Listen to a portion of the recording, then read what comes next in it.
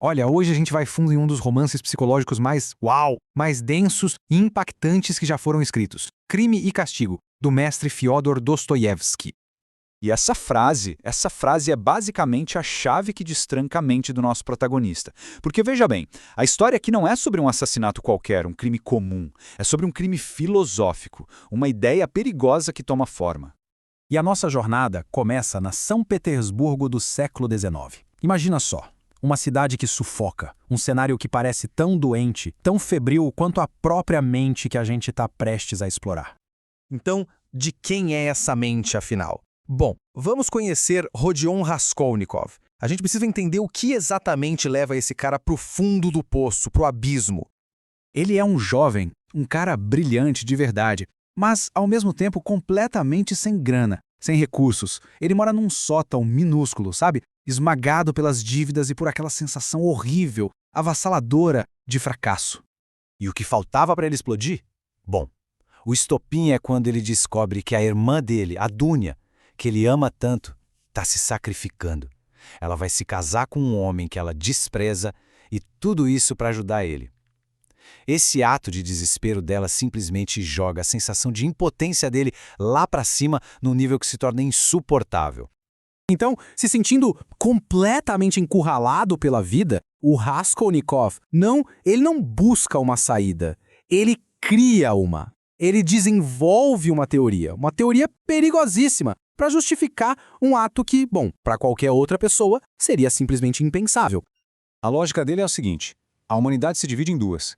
De um lado, você tem os homens ordinários. A massa, sabe? O material. Eles estão aqui só para manter o mundo funcionando e, claro, obedecer às leis. Do outro lado estão os extraordinários, os Napoleões do mundo. E esse, segundo a teoria dele, tem um direito quase que divino de passar por cima da lei, da moral, do sangue, se for por um propósito maior. E o pior é que essa ideia, que é chocante, né? Ela parece ganhar uma espécie de validação. Ele está numa taverna e ouve, por puro acaso, outros estudantes falando exatamente a mesma coisa sobre uma velha agiota. E aí, de repente, aqueles pensamentos mais sombrios dele parecem racionais, ganham um verniz de lógica. E aí que entra a grande questão moral que o romance joga na nossa cara. Uma questão que, vamos combinar, ecoa até hoje. Será que uma pessoa tem o direito de tirar uma vida por um suposto bem maior? Existe isso? É uma reflexão muito, muito profunda. E é por isso que a gente adora explorar essas obras aqui no Pleoma BR. O que vocês acham disso? Deixa aqui nos comentários, vamos conversar. E claro, se esse tipo de mergulho nas grandes ideias te interessa, não esquece de curtir, seguir o Pleoma BR e ativar o sininho para não perder os próximos conteúdos, hein? Mas o mais interessante é o seguinte: o Raskolnikov não está interessado no dinheiro da velha. Não é por isso. Ele decide cometer o que ele acha que vai ser o crime perfeito para testar a si mesmo, para responder uma única e gigantesca pergunta. A pergunta é: eu sou um homem extraordinário ou eu sou só um piolho como todo mundo?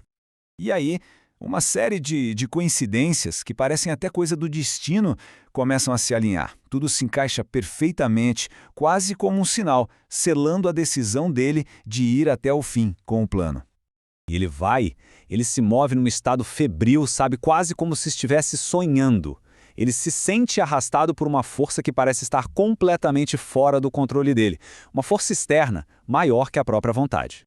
Só que, no exato momento em que o ato é cometido, o verdadeiro castigo começa. E esse castigo não vem com sirene, não vem na forma de um policial. Ele vem de dentro da própria mente dele. Imediatamente, ele mergulha num estado de pura tortura psicológica. O fato é que ele conseguiu matar, o ato foi consumado, mas ele falhou miseravelmente no próprio teste. Ele não se tornou aquele homem extraordinário, frio, calculista que a teoria dele descrevia. A mente dele simplesmente se parte em pedaços. E o mais bizarro é que ele não sente remorso. O que ele sente é um ódio estranho, agonizante, uma doença profunda da alma que começa a consumir ele por dentro. Aquele crime, que era para ser a libertação dele, fez o contrário. Prendeu ele, o aprisionou numa cela de isolamento total, cortando todos os laços, tudo que ainda o conectava com o resto da humanidade.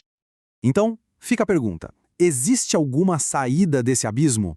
E Dostoiévski nos mostra que talvez sim, ele apresenta um único caminho, um caminho que tem nome e rosto: Sônia. E a Sônia, assim como ele, também é uma pária, uma transgressora das regras da sociedade. Só que tem uma diferença crucial. A transgressão dela nasceu do amor, de um sacrifício pelos outros, não do orgulho. Ela representa um tipo de força completamente diferente. E é para ela que Raskolnikov, em puro desespero, confessa tudo. E a reação de Sônia é incrível. Ela não o condena. Pelo contrário, ela mostra para ele o único caminho possível para a redenção: ir lá, confessar publicamente e aceitar o sofrimento, como uma forma de purificação. Mas veja bem, nem a prisão é o fim da linha. Longe disso. A verdadeira jornada, a mais difícil de todas, é a que acontece por dentro.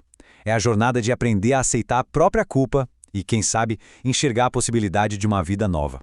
A Sônia o segue até a Sibéria.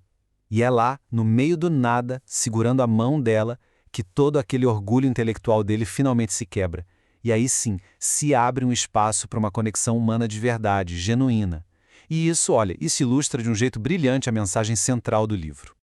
Então, para resumir, o ponto crucial é este: o verdadeiro castigo nunca foi a sentença na Sibéria, foi o inferno da própria consciência dele. E a única redenção, o único caminho de volta, veio através da humildade, da fé e, no fim de tudo, do amor. E no final, Crime e Castigo deixa essa pergunta poderosa no ar, sabe? Uma pergunta que sugere que essa batalha, a batalha entre o orgulho do intelecto e a humildade do coração, é talvez a grande luta que define o que é ser humano.